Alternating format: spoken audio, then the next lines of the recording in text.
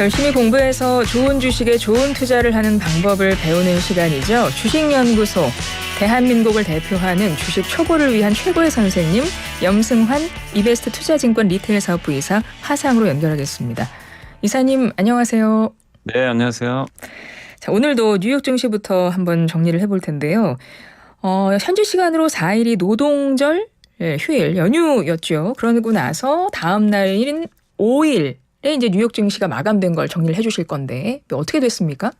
네, 미국 증시는 일단 이제 하루 휴장하고 다시 좀 열렸는데 뭐 좋지는 않았습니다. 다우 지수가 마이너스 0.56% 하락을 했고 또 이 나스닥 같은 경우는 마이너스 0.08% 기록했고 S&P 500도 하락을 했습니다. 마이너스 0.42% 약세를 일단 보였습니다. 일단 이제 빠졌던 배경 중에 뭐 이렇게 특별한 이슈가 있었던 건 아닌데 다만 이제 국제유가 상승은 조금 증시에 부담이 됐던 것 같아요. 지금 사우디가 감산을 올해 연말까지 원래 9월까지 하고 끝내기로 했었는데 이거를 이제 12월까지 또 연장하겠다라는 그런 또 언급들이 나오다 보니까 유가가 이제 계속 오르면 물가에 또 부담이 되겠죠. 실제 이제 그런 여파로 오늘 미국의 국채 금리가 또 상승을 했던 부분들도 약간 좀 부담으로 작용을 좀 했던 것 같습니다. 물론 이제 오늘 뭐 골드만삭스가 올해 경기 침체 확률을 낮췄어요. 20%에서 15%로 낮춘 거는 뭐 여전히 긍정적으로 좀 볼 수 있지만 증시가 어떤 이제 특별한 이벤트 없는 가운데 결국에 금리 따라 왔다 갔다 하는데 금리를 상승시켰던 그 유가 상승이 일단 부담이었다. 이렇게 좀 말씀드리고 싶고 그러다 보니까 이제 에너지주들은 오늘 굉장히 좋았고요. 뭐 옥시덴탈 같은 기업들이 강세를 좀 보였고 그다음 특징적으로 이제 S&P 500에 그 새롭게 편입될 예정인 그 에어비앤비 이 공유 숙박 업체죠. 여기가 7.2% 올랐던 게 특징적이었고 테슬라가 4.8% 올랐는데 이게 중국 판매가 전년 동월 대비 9% 이상 그 증가한 게 호재로 좀 작용을 했던 것 같습니다. 반면 조금 안 좋았던 섹터는 주택 건설주들인데 이쪽에 이제 주택 판매가 모기지 금리 상승으로 좀 부진하다 보니까 DR 호튼 같은 기업들은 5%나 급락을 했습니다. 그래서 이제 뭐 업종별로 좀 차별화되는 모습들이 나왔지만 에너지 관련주가 유독 좀 좋았고 주택 관련주가 좀 안 좋은 좀 하루였다라고 말씀드리겠습니다. 네, 전반적으로 증시가 안 좋은 가운데 에너지랑 뭐 이제 그런 것들 에너지는 뭐 괜찮았지만 주택 이런 것들은 좀 안 좋았다 이런 말씀이신데 네. 예전에 이사님이랑 이야기할 때 그 말씀 해주셨어요. 세린 메이 5월에 팔아라. 뭐 10월에 사라 이런 말도 있다. 이제 격언 이런 거 설명도 해주고 하셨는데 보다 보니까 역사적으로 또 통계적으로 9월에 대한 이야기도 있던데요. 9월은 1년 중 가장 부진한 평균 수익률을 내는 달로 이렇게 통계가 있다면서요. 그래서 뭐 9월 효과 이런 말이 있다는데 그거 어떻게 보세요? 뭐 이번 달도 그럴까요? 근데 이게 그게 너무 그걸 믿으시면 안 되고요. 아니 믿는 건 아니고 왜 네. 궁금하니까. 근데 이제 전통적으로 보면 뭐 이게 보통 10월에 사란 얘기를 좀 많이 하더라고요. 그러니까 5월부터 보통 이제 그 가을 전까지는 조금 이렇게 좀 빠지는 그런 좀 흐름들이 나오게 되고 또 10월부터는 이제 저점을 찍고 좀 돌리는 흐름들이 나오다 보니까 그런 얘기들이 좀 나왔는데 근데 그게 이게 또 꼭 매년 또 바뀌다 보니까 너무 그걸 좀 믿으실 필요는 없고 실제 이제 그 올해 증시를 보시면 그동안 상당히 좀 좋았었거든요. 근데 네. 이제 8월부터 좀 제동이 걸렸는데 이게 또 9월에 좋아져서 또 10월, 11월 랠리가 이어질지 아니면 또 몇 달 쉬었다가 또 연말에 산타랠리도 올 수 있는 거기 때문에 네. 사실 뭐 너무 계절성보다는 저는 이제 말씀드리고 싶은 거는 그거보다는 결국엔 미국 증시를 볼 때 이렇게 보시는 게 좋을 것 같아요. 지금 미국 증시도 보면 빅테크나 뭐 AI 말고는 딱히 주도주가 사실 없는 편이거든요. 그러니까 이제 이걸 대체할 업종이 나와야 돼요.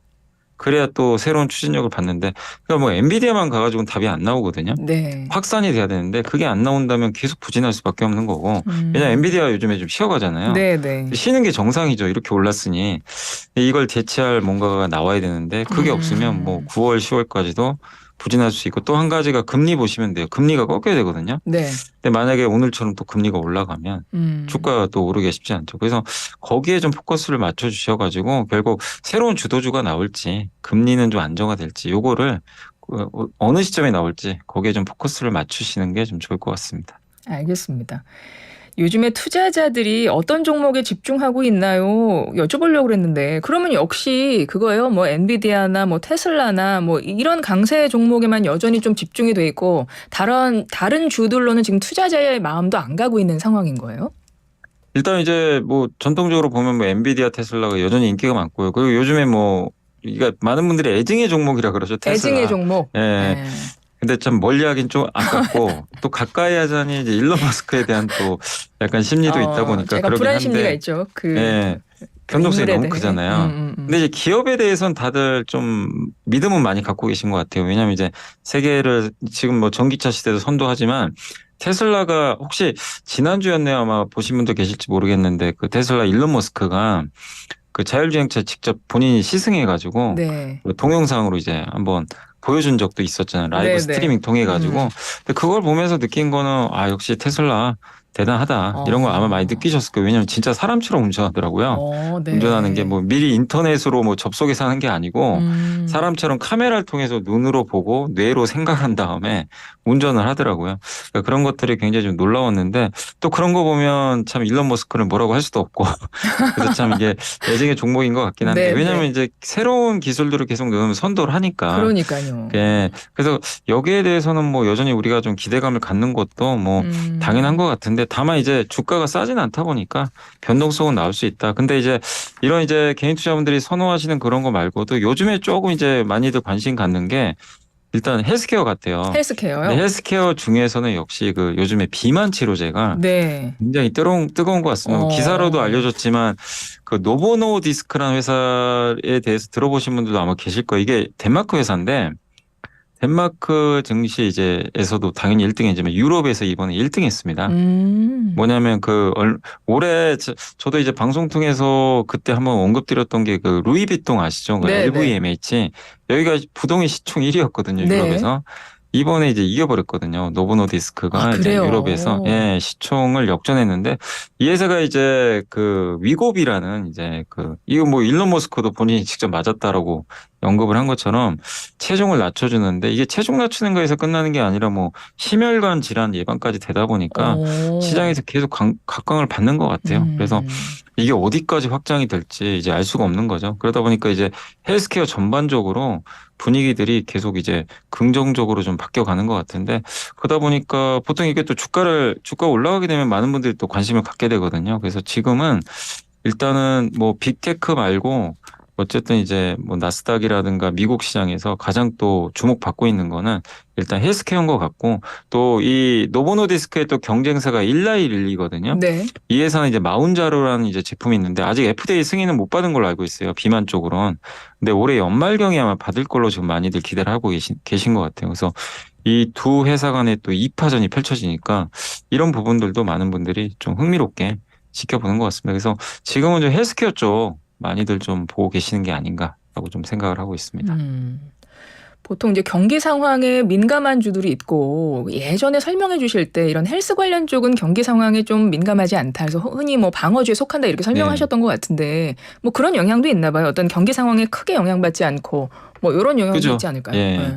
그러니까 이쪽은 뭐, 그러니까 우리가 뭐 이런 이제 약을 먹거나 뭐 치료를 할 때 물론 뭐 내가 여유가 있으면 더 비싼 걸 할 수도 있겠지만 어쨌든 이거는 선택의 대안이 없어요. 나 아프면 병원 가야 되거든요. 그러니까요. 경기랑 아무 음. 상관이 없죠. 우리가 또 음식 먹는 것처럼 그래서 전통적인 경기 방어주인데 사실 아시겠지만 지금 전 세계 경기가 이렇게 좋은 편은 아니거든요. 네. 미국도 경기가 좋다 조금 슬로우해지고 있고 음. 그래서 헬스케어가 또 그런 면에서도 또 각광을 좀 받는데 그렇지만 이제 염두에 두실 건 모든 헬스케어가 다 강하다는 게 아니라 이렇게 성장을 보여주는 쪽만 뭐 아. 더 크게 좀 반응을 하고 있다. 네, 그러니까 네. 지금 시장은 그 방어주 안에서도 성장을 보이면 환호를 하는 음. 그런 좀 상황이다라고 보시면 좋겠습니다. 네. 투자자들 같은 경우는 뭐 어떤 경기 지표가 발표된다거나 어떤 뭐 특별한 경제적인 이벤트가 있거나 이제 그런 것들도 좀 주목해서 보시잖아요. 이번 네네. 주에 좀 주목해 볼 만한 뭐 그런 것들이 있나요? 이번 주는 이제 연준의 베이비지북이 좀 오늘 이제 아마 공개가 될 것 같은데 경제 활동 동향 보고서인데 이제 연준에서 네. 지금 상황이 어떤지를 평가하는 거니까 좀 굉장히 정밀 진단이 나올 거예요. 그래서 요즘에 미국 증시 아마 미국 경제 보시면 이렇게 헷갈리실 거예요. 지금 경기가 좋은 건지 나쁜 건지 그러니까 지표 보면 좋은 것도 같은데 맞아요. 또 네. 고용 지표 보니까 또 꺾인 음. 것 같고 되게 좀 헷갈리는 지표들이 맞습니다. 많습니다. 근데 네. 그런 거에 대해서 연준이 정확하게 진단을 내려주니까 한번 보시면 좋겠고. 베이지북, 연준의 베이지북. 네. 그리고 이제 오늘 또 미국의 8월 서비스업 PMI 지표가 나오거든요. 제조업은 사실 아직까지 그렇게 아주 썩 좋진 않은데 서비스업은 좋았거든요. 미국 경제는 서비스로 이제 돌아가는데 이게 이제 좀 꺾인다면 미국 경기가 또 약간 이제 그 경기 둔화로 갈 수도 있기 때문에 이 부분들도 좀 보시면 좀 좋을 것 같고, 또 캐나다에서 통화정책 회의를 열어서 이제 금리를 결정을 하게 될 텐데, 이게 보통 이제 캐나다가 미국 연준에 좀 선행하더라고요. 여기서 그래요? 금리 올리면 먼저 이제 또 따라가는 경우들이 좀 있었는데, 캐나다가 뭐 금리를 동결할진 모르지만 어쨌든 캐나다의 통화정책 회의도 어떤 쪽 뉘앙스로 나오는지도 한번 여러분들이 지켜보시면 좀 좋을 것 같습니다. 그렇군요. 알겠습니다. 그러면 국내 증시로 넘어와 볼게요. 오늘 국내 주식시장 어떻게 마감됐나요? 오늘 이제 국내 주식시장은 사실 오전까지는 그래도 좀 괜찮았는데 오후장 들어서면서 갑자기 코스닥이 이렇게 좀 매물이 좀 나오면서 좀 하락세로 좀 마무리가 됐고요. 근데 오늘은 이제 삼성전자라든가 코스피 쪽은 대형주들은 전체적으로 다 부진했습니다. 이렇게 오르는 기업들이 별로 없었고, 네. 오늘 사실 코스피 쪽에서는 좀 올라간 기업은 일부 그 중국 소비주들 있잖아요. 네.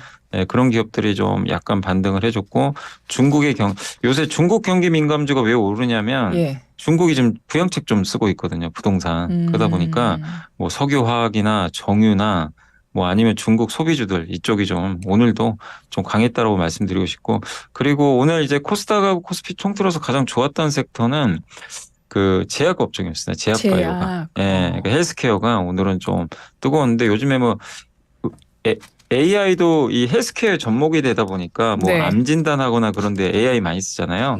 그런 기업들이 좀 최근에 강했었는데, 이제 오늘은 그쪽보다도 전통적인 이제 바이오 있잖아요. 신약 네, 개발하는 이들 업체들이 뭐 엄청난 뉴스가 나왔다기보다는 요즘에 계속 하루하루 업종이 바뀝니다. 하루는 이쪽 그래요? 갔다 하루는 저쪽 갔다 하는데, 근데 오늘은 조금 최근에 부진했던 제약 바이오가 이제 전면에 나서면서 급등을 했던 게 좀 특징적이었다. 다만 반도체라든가 2차 전지 같이 이제 시장을 대표하는 이들이 올라야 지수가 올라가는데, 네. 이쪽은 오늘은 좀 부진했다라고 말씀을 드리겠습니다. 중국이 경기 부양책을 내놓고 있으면서 좀 관련한 업종들, 종목들이 조금 움직임이 달라진 게 보였다라는 말씀을 앞서 해주셨는데, 네. 근데 우리도 이제 앞으로도 좀 어떤 종목에 관심을 줄까 투자자들이 봤을 때 지금 9월 말 10월 초에 중국 중추절 국경절 연휴가 이어지거든요. 9월 29일부터 10월 6일까지입니다. 이때 이제 중국 관광객 소비주 같은 경우 좀 주목해 볼 만하지 않을까요? 네, 그러니까 저도 이제 지금 9월까지는 중국 관련된 기업들 좀 보는 건 괜찮다고 봐요. 왜냐하면 이제 올해 내내 보시면요, 미국주가 강했어요. 그러니까 우리나라 기업들 중에도 미국 비중이 높거나 미국 수출 늘어나는 기업들이 계속 주도를 했거든요. 네. 사실 뭐 배터리만 해도 대표적으로 미국주죠. 그렇죠. 중국에 우리나라 수출하는 건 아니기 때문에 뭐 전력기계라든가 뭐 아니면 건설기계 다 마찬가지인데, 다만 이제 8월 말부터 지금 9월로 넘어오면서는 중국 관련된 기업들이 조금씩 살아납니다. 그 이유는 뭐냐면 안 좋았던 중국은 이제 바닥을 찍은 것 같고 중국 부양책 쓰고, 또 지금 중국 단체 관광 풀렸잖아요. 네네. 그래서 지금 한국에 오는데 실제로 이제 명동 거리에도 단체 관광이 또 보인다고 하니까. 근데 이게 절정은 이제 이 국경절이죠. 네. 이때 연휴에 또 많이 올 것 같은데, 또 최근에 또 이제 후쿠시마 오염수 방류하다 보니까 이제 중국 사람들의 또 일본에 대한 감정이 굉장히 지금 안 좋아졌다는 보도도 보셨을 거예요. 그러니까 이제 일본 관광 취소하고 한국으로 오고. 사실 경쟁 국가에 중국인이 봤을 때는 한국과 일본 중에 선택 많이 하거든요. 네. 어디로 갈까. 근데 이제 선택지가 하나로 좁혀져 버린 거죠. 그렇군요. 어떻게 보면. 그러니까 이런 부분 때문에. 근데 단체 관광하면 면세점 무조건 갑니다. 그러니까요. 그래서 면세점은 좀 저는 좀 볼만하다.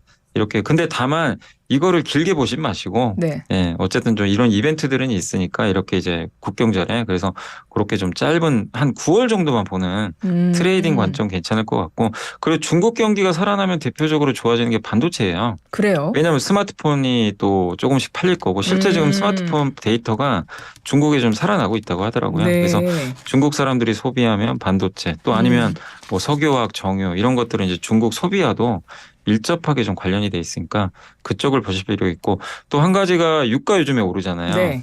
그래서 유가 오르면 전통적으로 또 조선주가 좋습니다. 아. 예, 거의 유가랑 조선주는 또 동행하는 관계다 보니까 그래서 원유 관련돼서는 좀 조선 업종도 한번 볼 필요 있다. 그래서 9월 달은 좀 이런 기업들 중심으로 해서 한번 보시면 어떨까. 미국 관련주는 조금 쉬어갈 것 같아요. 9월까지 좀 쉬어가고 네. 중국 관련주가 일단 주도하지 않을까. 당분간은 그렇게 좀 생각은 하고 있습니다. 근데 유가가 오르면 조선주랑 밀접한 연관이 있는 건 왜 그런 거죠? 그러니까 왜냐하면 이제 조선 같은 경우는 우리나라 같은 경우 이제 해양 플랜트 옛날에 수주 많이 받았거든요. 아, 네, 네, 네. 해양 플랜트 수주 받을 때 그 유가 원유가 가격이 올라가야 해양 플랜트 그 원유에서 시추하는 그 회사들이 그러니까. 돈을 벌 수가 있어요. 근데 네, 원유 네. 가격이 낮으면 안 합니다. 그래서 선박 발주를 아예 안 해버리죠. 그렇군요. 근데 이제 해양 플랜트 발주가 늘어나고 하다 보니까 그래서 원유 오르는 시기에 이제 전통적으로 이 조선주가 좀 좋았던 경험들이 있었던 것 같습니다. 아, 그렇군요.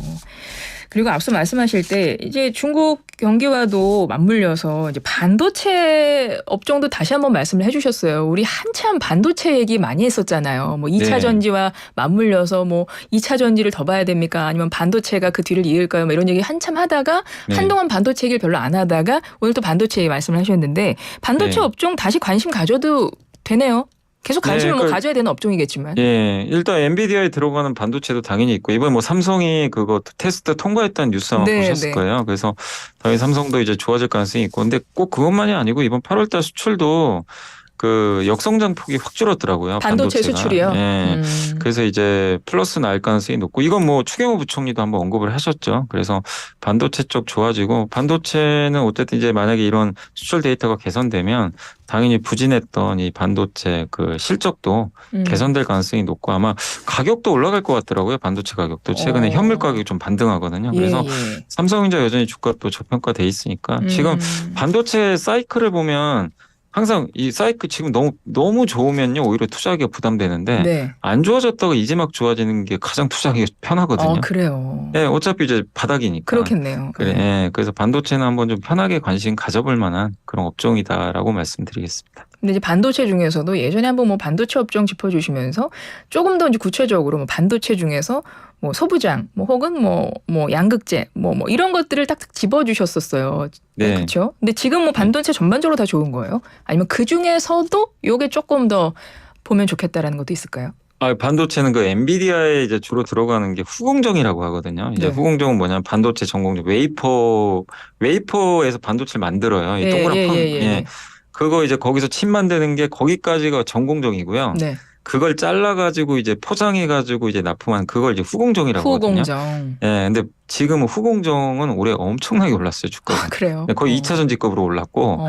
근데 지금은 이제 그쪽은 이미 올랐으니까 제가 네. 말씀드리면 전공정.